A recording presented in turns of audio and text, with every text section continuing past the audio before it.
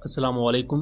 Welcome to AM Raad. दोस्तों, बात आज हम करने जा रहे हैं पाकिस्तान और उज़्बेकिस्तान को लेकर, जहां उज़्बेकिस्तान ने पाकिस्तान से कुछ मेजर पैमाने पर कुछ चीज़ें रिक्वेस्ट की हैं, एज वेल एज ऑफिशियल सतह पर एक बड़ा ऑर्डर भी दिया है पाकिस्तान को।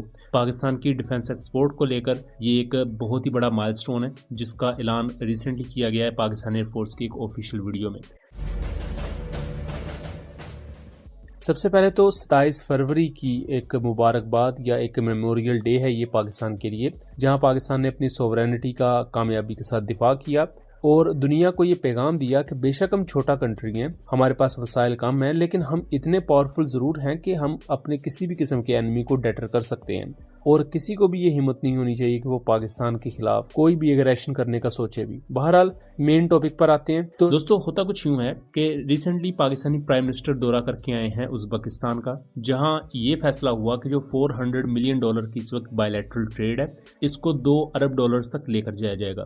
मुख्तलिफ मामलात पर MOUs भी साइन हुए हैं। जब पाकिस्तानी प्राइम मिनिस्टर उज़्बेकिस्तान पर थे, तभी उज़्बेकिस्तान का एक डिफेंस डेलीगेशन पाकिस्तान आया हुआ था, जिसने Pakistani chief of joint staff committee से और पाकिस्तानी एयर चीफ से मुलाकातें की हैं। पाकिस्तान एयरफोर्स की तरफ से और ISPR की तरफ से ऑफिशियल वीडियो भी इस पूरे मामले की रिलीज की गई है। इसमें कुछ अहम चीजें जो मैं आपको बताता चलूं, देन हम इसको एनालाइज करेंगे कि उज़्बेकिस्तान पाकिस्तान से एयरक्राफ्ट खरीदने जा रहा है। इसको ऑफिशियली एक्नॉलेज किया गया है। As well as Uzbekistan Pakistan के साथ प्रॉपर 1-on-1 एक्सरसाइजेस चाहता है, प्रॉपर चाहता है कि पाकिस्तान एयरफोर्स डिप्लॉय हो उज़्बेकिस्तान में, यानी कि पाकिस्तानी पायलट्स डिप्लॉय हों और टेक्निकल लेवल की ट्रेनिंग उज़्बेकिस्तान की एयरफोर्स को प्रोवाइड करें। इसके साथ साथ उज़्बेकिस्तान के डेलीगेशन की तरफ से ऑफिशियली ये रिक्वेस्ट की गई है कि पाकिस्तान के साथ मिलकर फ्यूचर टेक्नोलॉजीज को डेवलप करना चाहता है उज़्बेकिस्तान, खासतौर पर नेस्टैप के अंडर जो पाकिस्तान टेक्नोलॉजीज बना रहा है इलेक्ट्रॉनिक वॉरफेयर सिस्टम्स के थ्रू, जो पाकिस्तान रेडार्स डेवलप कर रहा है, एज वेल एज पाकिस्तान जो एयरक्राफ्ट की डोमेन में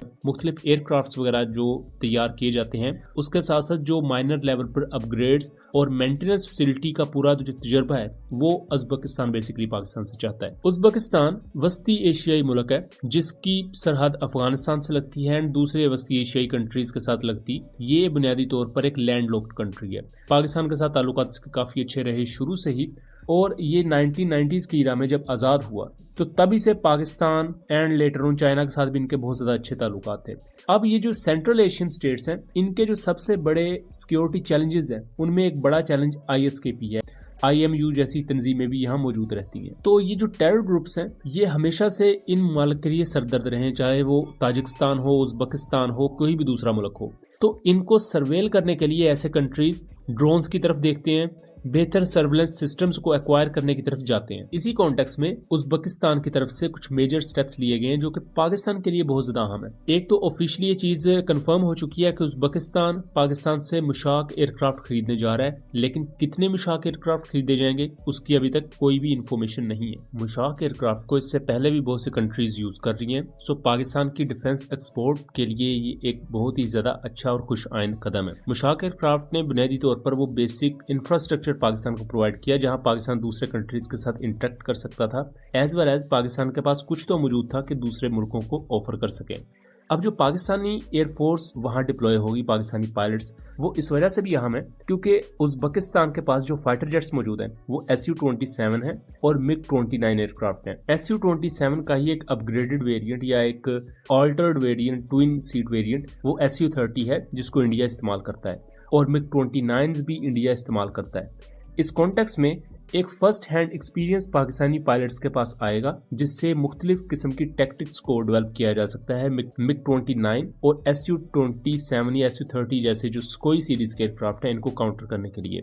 ऑल्दो कि पाकिस्तान इंडियन Su-30 MKI से भी ज्यादा पावरफुल और ज्यादा अपग्रेडेड J-16 जैसे एयरक्राफ्ट के साथ एक्सरसाइजेस करता आया है, सो पाकिस्तान के पास प्रॉपरली इनका पूरा प्लान मौजूद है कि अगर फ्यूचर में इंडियन Su-30 मुकाबले पर आते हैं तो उनको किस तरह काउंटर करना है। अब जैसा कि शुरू में हमने बात की थी कि इन मुल्कों में टेरर नेटवर्क्स हैं और उन पर नजर रखने के लिए ऐसी जो सेंट्रल एशियन स्टेट्स हैं, ये ड्रोन्स को आजकल बहुत ज्यादा तरजीह दे रही हैं। अब रिसेंटली उज़्बेकिस्तान ने तुर्किया से TB2 unmanned combat aerial vehicles को भी एक्वायर किया है। एंड फ्यूचर में उज़्बेकिस्तान देख रहा है लॉन्ग रेंज ड्रोन्स को जिनकी रेंज इन TB2 से ज्यादा हो, बिकॉज इन वस्ती एशियाई कंट्रीज का रकबा काफी ज्यादा है। और फाइटर एयरक्राफ्ट के थ्रू आप स्पाई मिशन इस वजह से नहीं कर सकते बिकॉज ये बहुत महंगा काम है, तो ड्रोन्स इस मामले में काफी ज्यादा बेहतर रह जाते हैं। यहाँ चांसेस हैं कि इन फ्यूचर उज़्बेकिस्तान पाकिस्तान से unmanned combat aerial vehicle systems भी खरीद सकता है, जिसमें पाकिस्तानी शाहपर सीरीज के ड्रोन्स हैं।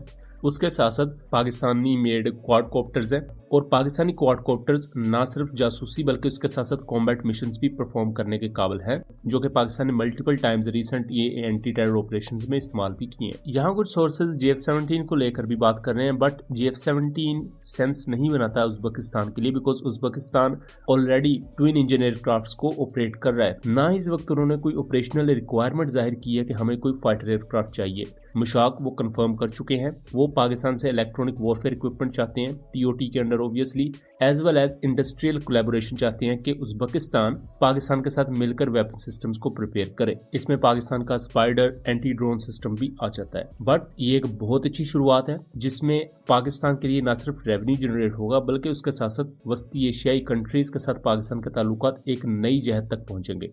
सो दोस्तों, ये था एक एनालिसिस। उम्मीद करता हूँ चीज़ें क्लियर रही होंगी। वीडियो पसंद आई हो तो इसे ज़्यादा से ज़्यादा शेयर कीजिएगा ताकि इस तरह की मज़ीद इन्फॉर्मेटिव वीडियोस हम आपके लिए लेकर आ सकें। मिलेंगे अगली वीडियो में, तब तक के लिए अल्लाह हाफिज़।